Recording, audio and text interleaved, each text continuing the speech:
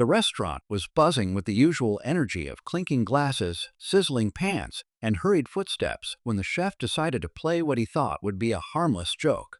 Known for his sharp tongue and confident attitude, he looked at a simple woman who had quietly walked in with no intention of causing a stir.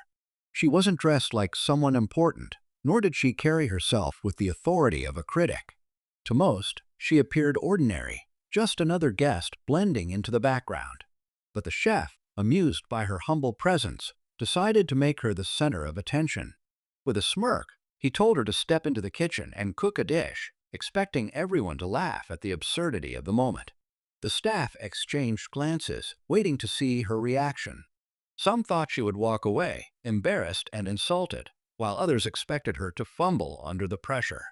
After all, how could a woman with no training possibly match the skill of a professional chef in a packed restaurant? Yet, instead of shying away, she accepted the challenge with quiet confidence. The air shifted instantly. Suddenly, what started as a joke began to feel like something far more serious.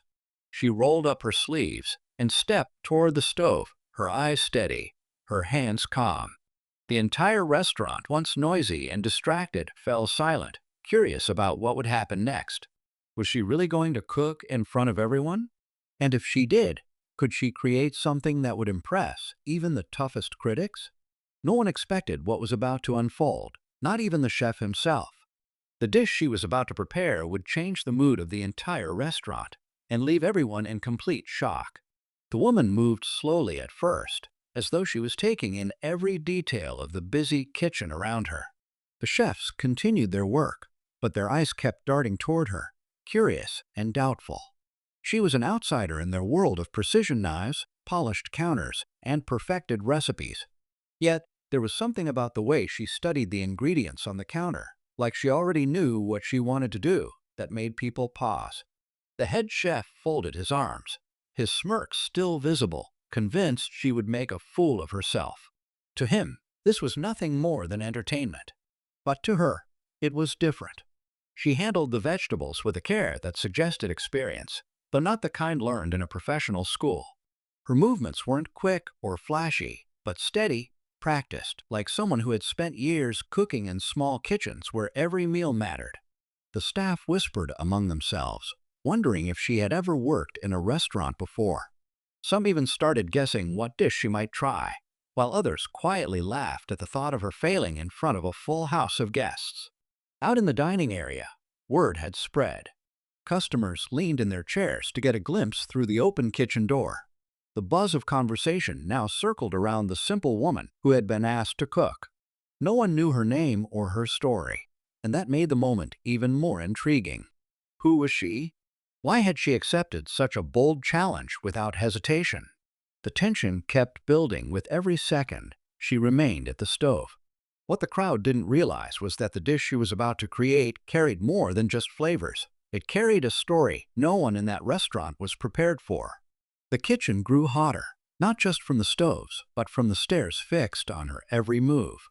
The woman began selecting spices, but instead of reaching for the blends the restaurant was known for, she pulled aside simple ingredients most chefs overlooked.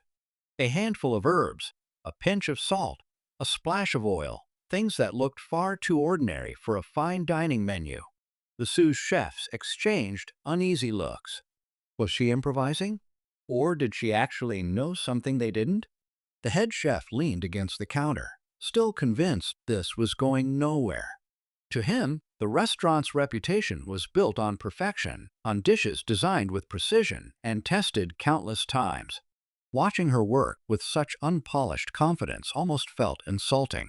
Yet, deep down, there was a flicker of unease. Her calmness didn't match the picture of someone about to fail. Meanwhile, the diners whispered louder. Some were excited to see the woman embarrass herself, while others secretly hoped she would surprise the arrogant chef. It wasn't just about food anymore. It had become a quiet battle of pride. For the customers, this was entertainment, but for the staff, it was personal.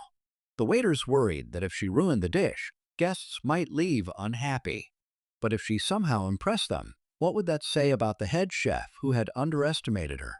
In one corner of the kitchen, a young trainee watched closely. To him, her choices didn't seem random at all. The way she handled the ingredients reminded him of his grandmother's cooking, honest, heartfelt, and filled with small secrets passed down through generations. It made him wonder if the simple woman was carrying more than just skill. Perhaps she carried memories, traditions, and a connection to food that no culinary school could teach. And that unspoken story was about to collide with the chef's pride in the most unexpected way. The kitchen was no longer just a place of work. It had turned into a stage. Every clatter of a pan, every stir of a spoon seemed louder, sharper, as though the entire room was holding its breath. The woman's dish was beginning to take shape, the aroma drifting out into the dining hall. Guests leaned forward, whispering, trying to guess what she was making. Some smiled at the smell. Others raised their brows in disbelief. How could something so simple create such a stir in a restaurant known for its complex, expensive meals? The head chef's smirk had faded into a tight jaw. He tried to convince himself it was all coincidence, that the guests were only curious because it was a spectacle, not because of her skill. Yet, the way she moved was unsettling. She wasn't rushing. She wasn't stumbling. She cooked with the calm assurance of someone who had nothing to prove, and that made the moment even heavier. The staff's chatter grew divided. Some rooted for her, secretly hoping she would humble the chef who often mocked them. Others worried about the restaurant's image. What if her dish outshined the menu they worked so hard to perfect? The tension cut deeper with every passing minute. In the dining area, silence spread. Knives and forks were set down. Conversations faded. Every eye was drawn to the woman standing over the stove. The scent of her dish now filled the air, rich and comforting, stirring memories people didn't expect to feel in a polished restaurant. It wasn't just food, it was emotion. And then came the moment everyone was waiting for. She lifted the pan, plated her creation with careful hands, and placed it on the counter for tasting. The head chef stepped forward, his pride and reputation hanging in the balance. The entire restaurant froze, waiting for what would happen next. The head chef stood over the dish, his eyes fixed on it, as though staring at an opponent. Everyone expected him to take the first bite, to deliver a quick judgment and end the tension. But instead, he hesitated. The aroma rising from the plate unsettled him. It was familiar, almost haunting, as if it carried echoes of something he couldn't quite name. The restaurant waited in silence, the suspense stretching until it felt unbearable. Finally, with a sharp movement, he picked up the fork. Just as he was about to taste it, a voice from the dining hall cut through the silence. An older woman stood up, her eyes glistening as she looked at the plate. She claimed she recognized the dish even before it was tasted. Her words sent a ripple through the crowd. She said it was a recipe she hadn't seen in decades, one that belonged to a family tradition she thought had vanished. Murmurs spread quickly. Was the simple woman connected to something greater than anyone imagined? The chef froze, the fork still in his hand. His confidence wavered. If the recipe was truly as rare and meaningful as the guest claimed, then mocking her would backfire terribly. Yet admitting her skill would mean undermining his own reputation as the master of the kitchen. The stakes had shifted. This was no longer just a challenge for pride. It had become a battle of legacy, memory, and respect. The woman who cooked remained silent, her calm demeanor unbroken. She didn't explain, didn't defend herself. That silence only deepened the mystery. Who was she really, and how did she know a recipe that carried such history? The chef clenched the fork tighter, knowing that the next moment would decide far more than the taste of one dish. It would decide his place in the eyes of everyone watching. The head chef finally took the bite, the entire restaurant holding its breath. The flavors hit him immediately, simple, yet layered in a way that told a story far deeper than technique. It was comforting, nostalgic, almost painfully familiar. His expression shifted, his usual confidence stripped away. The crowd leaned in, eager to hear his verdict. For the first time in years, he couldn't find the words. Whispers filled the room. The older woman in the dining hall stepped closer, tears forming in her eyes. She revealed that the recipe belonged to her late sister, a dish once served only in their small village. Few outside their family had ever tasted it. Gasps followed as she asked the simple woman how she knew such a secret recipe. The woman finally spoke, her voice steady but soft. She was the daughter of that very sister, carrying forward the memory and tradition through the food she grew up cooking. The restaurant erupted in disbelief. What had begun as a cruel joke now exposed a story of heritage and resilience. The chef, humiliated yet humbled, lowered his fork. He realized he hadn't just underestimated her, he had insulted a legacy that stretched beyond his own expertise. The staff who once doubted her now looked on with admiration, while the guests applauded, some even wiping away tears. But just as the applause reached its peak, the woman surprised everyone again. Instead of soaking in the praise, she quietly thanked the crowd, removed her apron, and walked toward the door.